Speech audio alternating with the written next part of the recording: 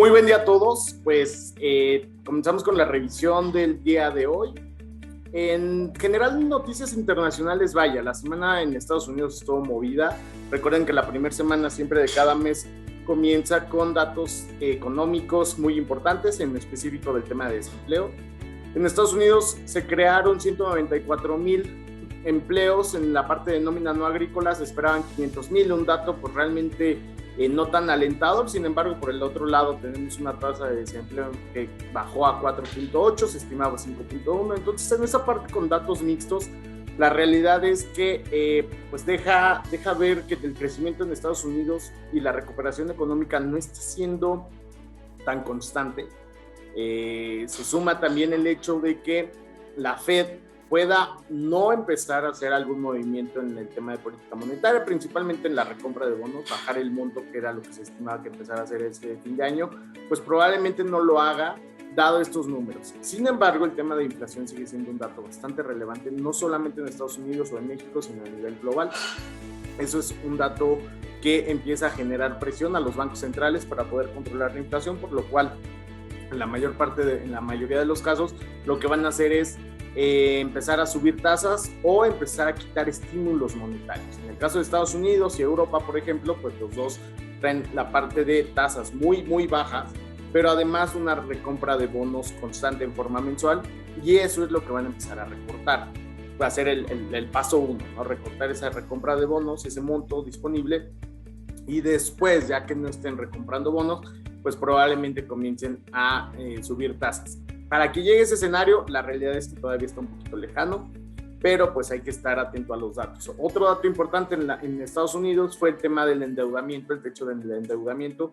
Logró llegarse a un acuerdo por parte del Senado, pero es un acuerdo que tiene vigencia de aquí hasta el mes de diciembre. Entonces, el mes de diciembre quizá empecemos a ver pues otra vez volatilidad en los mercados. Este tema del techo de endeudamiento ha generado ruido, no es la primera vez. Recordemos que también con Obama sí hubo algún momento donde existió un shutdown de la parte de algunas empresas gubernamentales, bueno, no empresas, sino más bien oficinas gubernamentales que tuvieron que cerrar algunos días por este tema de presupuesto. Sin embargo, aquí se llegó a un acuerdo, se prevé que para el mes de diciembre pues puedan empezar a dialogar un poco antes, que el mes de diciembre no sea tan complicado y tan volátil para los mercados. Estos dos temas fueron razón de las cuales vimos un poco de volatilidad la semana pasada en los mercados de Estados Unidos. En la parte de México, pues lo más relevante que vimos fue el tema de la inflación. Llegamos a una inflación de 6% anualizado en la medida al cierre de septiembre de 2021. Y esto deja ver en claro que la inflación no ha cedido.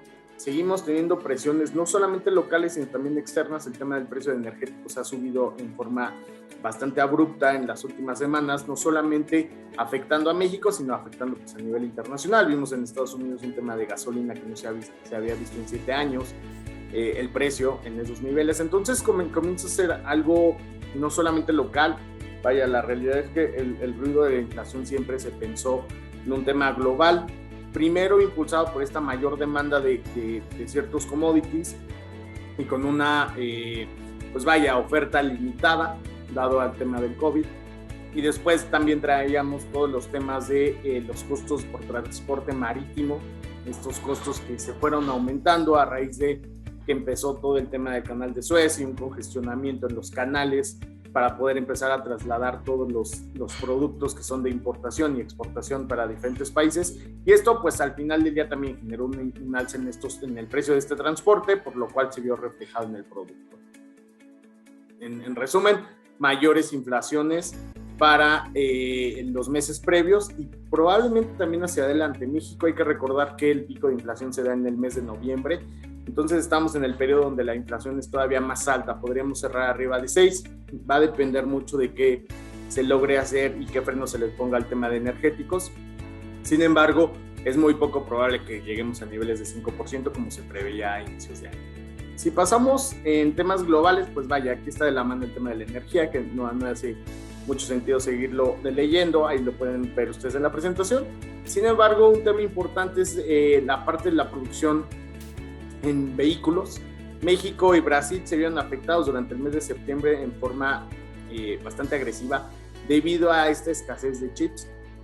y debido pues también a la demanda de automóviles, por lo cual bajaron muchísimo su producción, siendo los dos países de Latinoamérica con mayor producción de vehículos a nivel internacional, los cuales son exportados a diferentes países.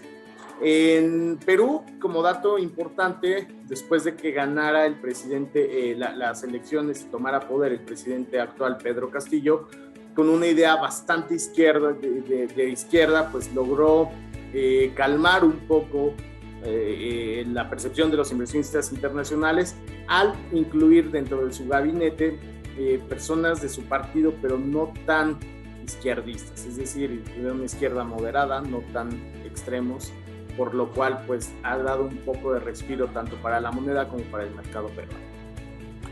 Pasamos a renta variable, revisando los mercados. ¿Qué estamos viendo? Estados Unidos, pues vaya, logrando recuperar un poco, si bien la semana fue complicada, tuvimos este dato del tema del endeudamiento, el dato del desempleo, pues en general algunos inversionistas comienzan a esperar ahora sí los resultados de los reportes trimestrales que salen a partir de esta semana y todo lo que resta del mes de octubre. Todas las empresas empiezan a reportar sus datos del tercer trimestre, en donde para algunos escenarios se esperan datos bastante positivos. En algunos otros casos todavía vienen con números afectados por parte de la pandemia, y eso pues en general comienza a causar un poco de ruido. Cabe destacar el tema de la Fed. La Fed, si decide ampliar este plazo para recompra de bonos, lo que vamos a estar viendo es que los mercados de renta variable van a seguir con un tono positivo, dado que seguirá habiendo estímulos por parte del Banco Central. En el momento que comienza el tapering y hacia adelante sigan disminuyendo la recompra de bonos o en algún momento decidan subir tasas, pues el mercado de accionario comenzará a sentir un poco de estragos. Sin embargo, los datos trimestrales van a ser bastante importantes para poder mantener estos niveles. En general, el Standard & Poor's en 4.391 puntos para cerrar la semana pasada. La parte local que vimos, una apreciación marginal, pero al final del día positiva, 0.15% para el IPC.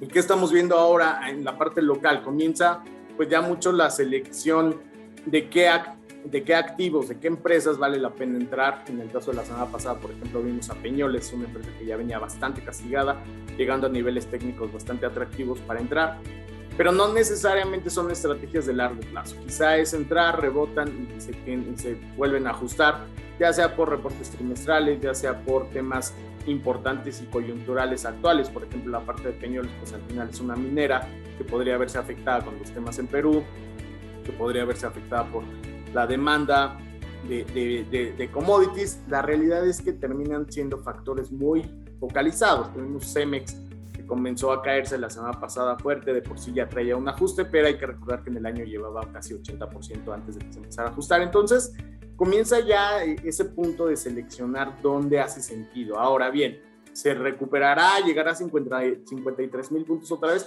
Va a depender mucho de este comportamiento de los corporativos y a su vez pues también de la imagen que tenga México hacia los inversionistas internacionales. En muchos casos se dio una migración de activos de la parte de Brasil hacia México, y ya que bajó Brasil pues podría hacer sentido hacerlo ese mismo movimiento pero inverso. Entonces pues ahí va a depender un poco de expectativas que se tengan hacia adelante. En la parte de Europa lo que vemos es un mercado pues relativamente estable. Obviamente aquí también depende mucho de las decisiones del Banco Central Europeo. Ellos en su momento habían mencionado que ya iban a empezar a disminuir la recompra de bonos, probablemente saquen un nuevo un nuevo programa en donde recompren bonos de cierto tipo.